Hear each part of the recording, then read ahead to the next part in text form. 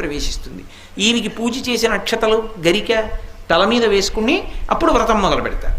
అప్పుడు నిర్విఘ్నంగా జరుగుతుంది. లేకపోతే ఏమైనా ప్రతిబంధకం రావచ్చు. ఎంతంత పెద్ద పెద్ద విఘ్నాలవనివ్వండి ఆయన తీసేస్తాడు. అది ఎంత పెద్ద విఘ్నం కానివ్వండి, ఆయనని తలుచుకుంటే మాత్రం ఇంకా విఘ్నం నిలబడదు. ఆ విఘ్నాన్ని తీస్తాడు. అందుకే ఒక్కొక్క దేవాలయంలో 2 విఘ్నేశ్వరులు ఉంటారు, 2 వినాయక మూర్తులు ఉంటాయి.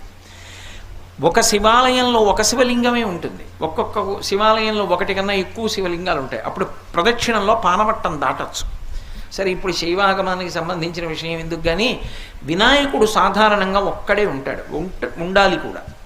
కొన్ని చోట్ల ప్రత్యేక సందర్భాలలో ఇలా ఎందుకు పెట్టారండి అని మీరు అడిగారనుకోండి, వాళ్ళు చెప్పలేరు. కానీ ఒక్కొక్క చోట ఒక్కొక్క ప్రత్యేక సందర్భంలో 2 వినాయకులు ఉంటారు. 2 వినాయకుల్ని ఎందుకు ప్రతిష్ఠ చేస్తారంటే